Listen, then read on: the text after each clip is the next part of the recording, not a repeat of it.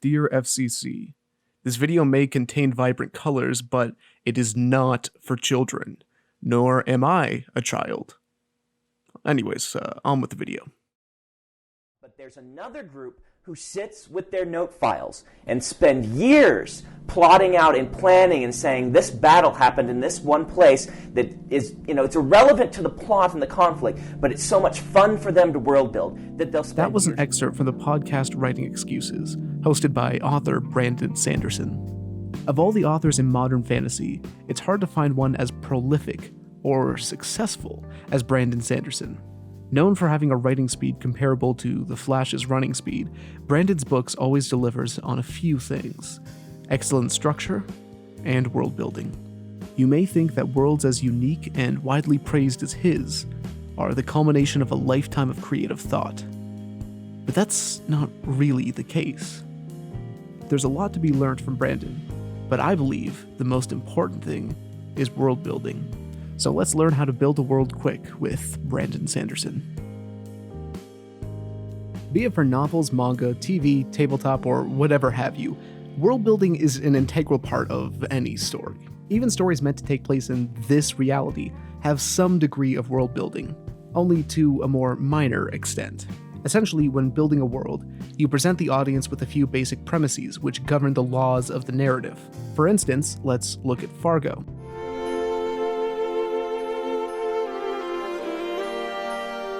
The protagonist of Season 1 seeks to convince the police department of who the murderer is. Once she is believed, she is essentially given free reign over the case. In the third season, our protagonist begins as the police chief.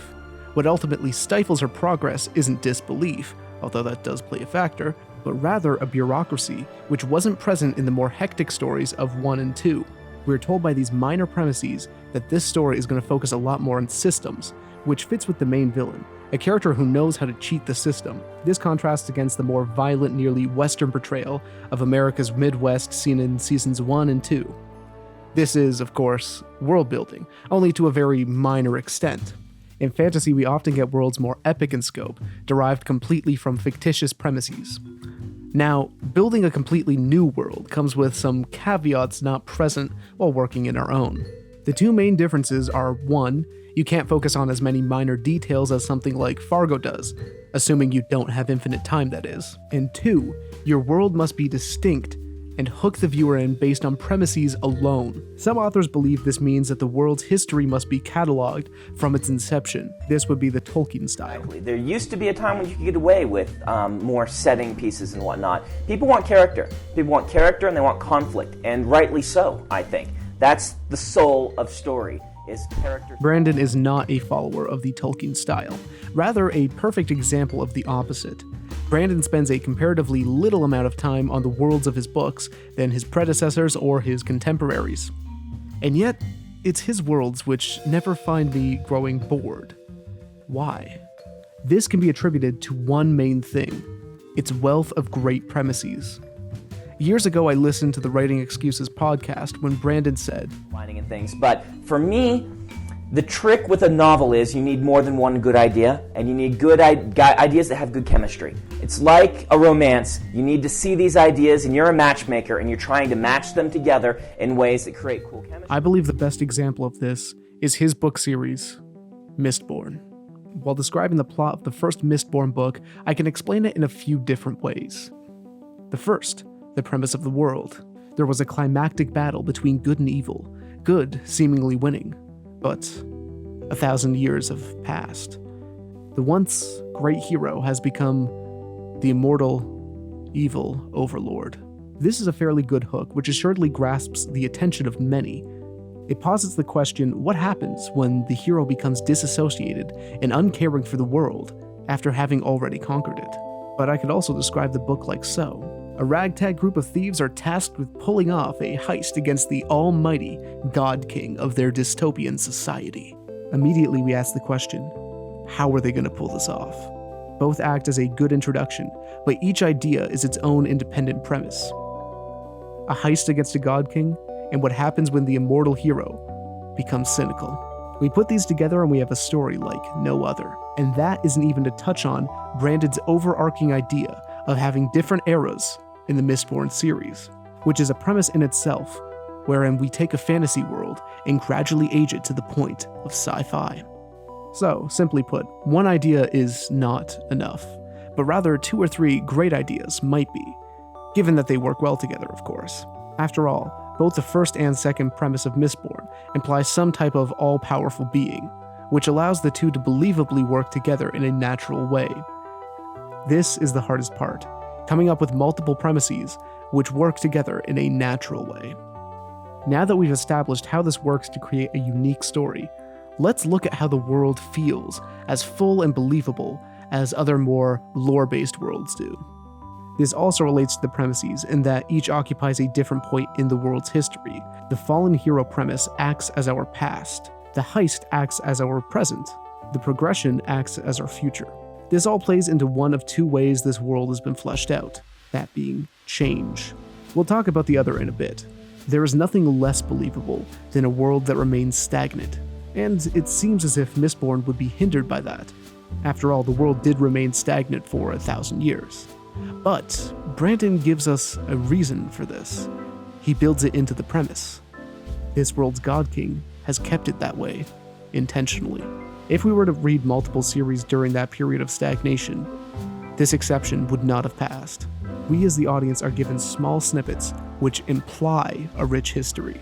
So, by never drawing attention to these specifics, we are given the illusion of there being more than there actually is in the history.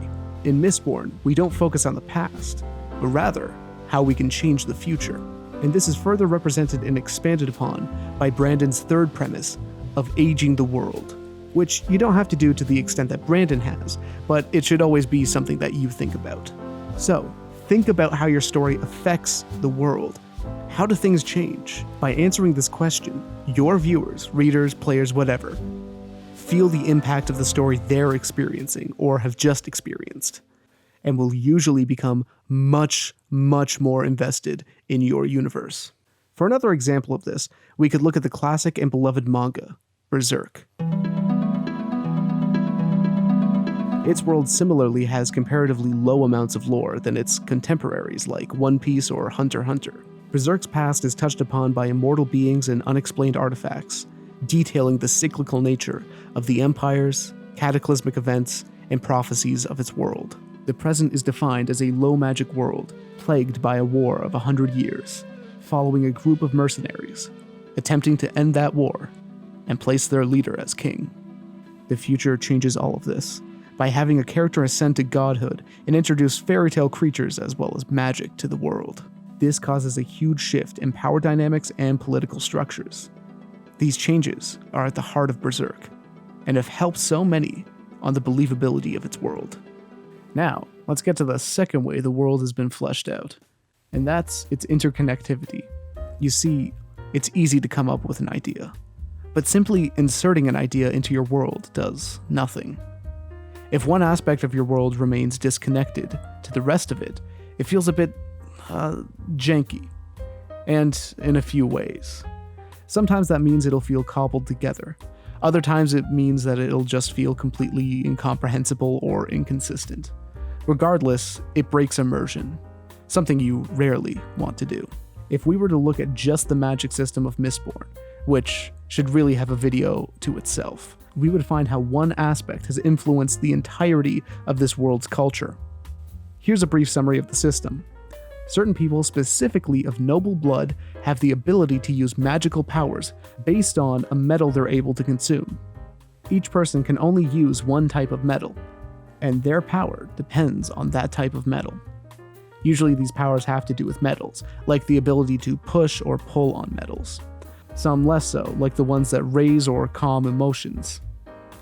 In the world, this impacts the class structure, as no commoner is able to become a noble.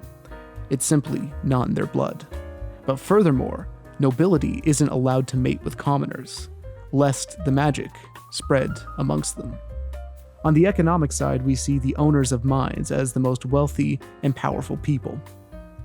And those people guard themselves with commoners brandishing wooden and stone clubs and shields, as those things can't be pushed or pulled by magic. Even their alphabet looks as if it's mimicking metal spikes. Of course, the magic system is probably more baked into the world than anything else, but I could spend just as much time looking at terrace culture, mist wraiths, or kolos, and I could spend even longer talking about how many of these mesh with one another. I think you get the point. By connecting these aspects, Brandon is able to create a world that feels plausible and lived in.